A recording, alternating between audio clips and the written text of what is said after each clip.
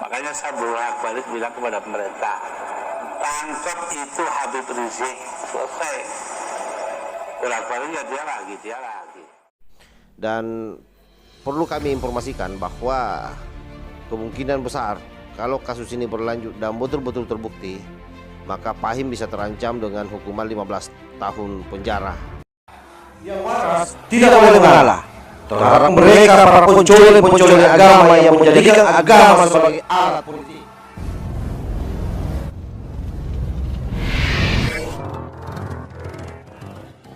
Assalamualaikum warahmatullahi wabarakatuh. Om Swastiastu, Namo Buddhaya, salam kebajikan. Sahabat-sahabat Tolang Sembilang yang saya hormati dimanapun juga berada. Pada kesempatan kali ini kita akan mengupdate informasi terkait soal bagaimana posisi daripada kasus yang menimpa salah satu ustaz di Jember, yang kita tahu bahwa ustaz ini sangat vokal dan dia bisa saja mengkritisi siapapun di negara ini. Yang hanya jadi satu-satunya yang tidak bisa dia kritisi hanya Rizik Syihab. Kenapa? Karena dia adalah junjungannya. Kalau yang lain-lain dikritisi. Bahkan anak ini kadang-kadang membangun stigma terhadap orang sebagai PKI, seperti yang pernah dituduhkan kepada salah satu kader muda NU, yang hari ini juga angkat bicara terkait soal kasus Fahim ini. Dan perlu kami informasikan bahwa kemungkinan besar kalau kasus ini berlanjut dan betul-betul terbukti, maka Fahim bisa terancam dengan hukuman 15 tahun penjara. Dan menurut saya itu masih terlalu kecil kalau betul itu terjadi ya. Kita berharap sebenarnya Fahim ini mendapat hukuman lebih dari itu. Kalau perlu hukuman yang pernah terjadi di Jawa Barat diberlakukan sama Fahim ini. Oke, kita coba lihat bagaimana beritanya. Kasus dugaan kecabul di Jember, tokoh muda NU minta polisi untuk waspada dan teliti. Jatim Times.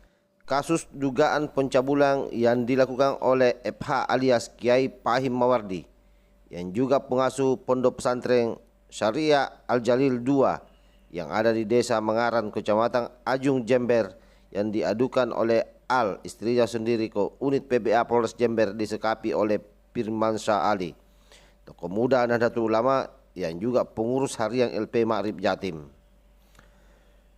Menurut Firmansyah, kasus yang menjerat Fahim Mawardi merupakan kasus dugaan predator seks Indonesia Jilid 2. Aduh, ini sangat dahsyat ini. Merupakan kasus dugaan predator seks Indonesia Jilid 2 di lembaga yang mengatasnamakan pondok pesantren. Menurut pria yang juga Panglima Nahdim bergerak atau nabrak dalam melakukan penyelidikan dan penyidikan terhadap kasus ini, polisi harus ekstra waspada dan teliti. APH dalam hal ini, pihak kepolisian saya ingatkan agar ekstra waspada dan teliti. Fahim Mawardi ini sangat licin, licik dan pandai berkelit, pandai membolak-balikkan fakta. Sepertinya dia punya backing juga di dalam tubuh APH. Hari ini dia pura-pura sakit dan bisa jadi besok tahu-tahu sudah umroh dan tidak kunjung kembali ke Indonesia, ujar aktivis NU yang pernah dituduh sebagai keturunan PKI oleh Kiai Fahim Mawardi ini. Betul juga ini, bisa jadi memang dia mengambil langkah bohirnya atau kadrun elit atau bos Petamburan yang namanya Rizik Syihab, yang dulu juga lari akibat daripada kasus Chat Mesum, yang akhirnya kemudian pergi umrah dan bertahun-tahun dan mendapat penghargaan sebagai umrah terlama di dunia. Jangan sampai disusul oleh si Fahim ini. Firmansyah juga meminta agar seluruh elemen masyarakat membantu kepolisian dalam kasus dugaan predator seks tersebut dengan proaktif memberikan informasi, karena bisa dengan memberikan support mental kepada saksi dan juga korbannya.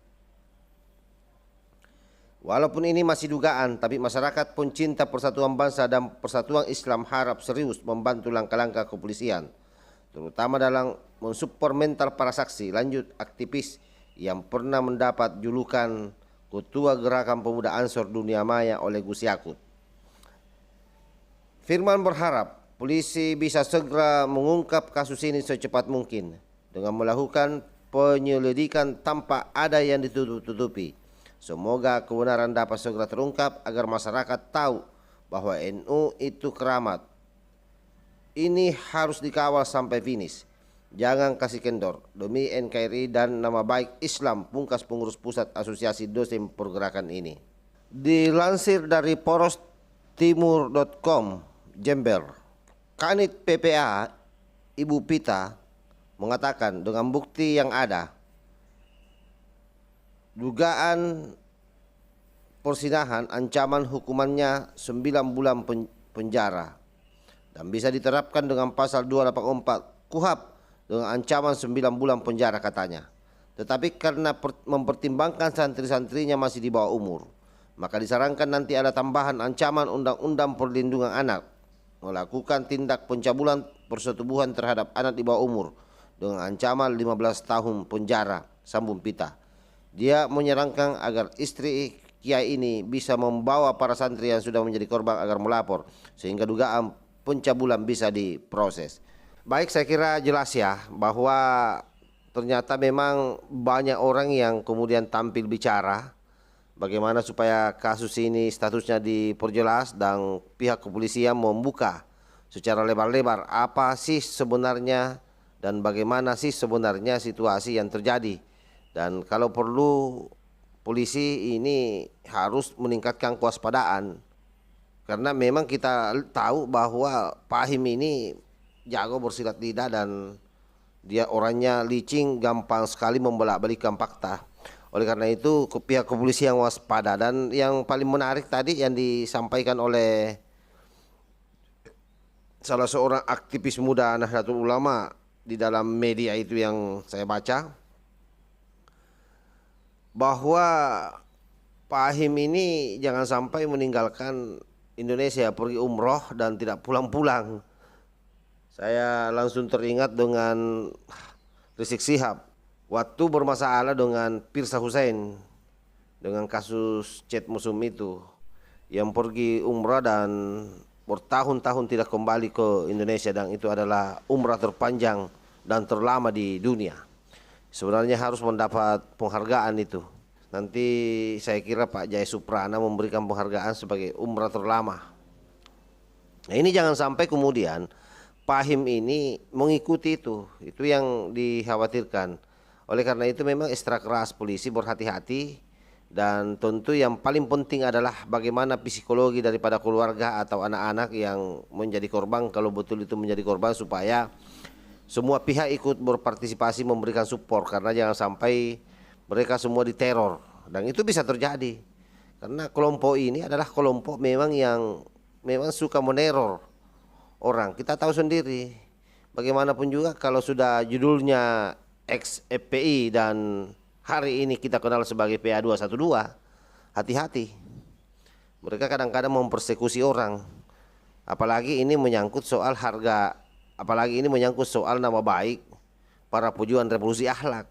Kan bahaya ini, yang sampai hari ini juga tak kunjung memberikan komentarnya apa terhadap kasus ini. Nah, disinilah kehebatannya para pejuang-pejuang revolusi akhlak, yang ketika ada orang yang seharusnya memang mereka komentari justru tidak dikomentari. Apalah, setidaknya memberikan support lah kepada para pejuang revolusi akhlak ini terhadap Pahing yang lagi kena masalah. Kasihan dia berjuang sendiri. Oke, wallahul muwaffiq ila aqwamit thoriq. Wassalamualaikum warahmatullahi wabarakatuh. NKRI harga mati, Nusantara milik kita.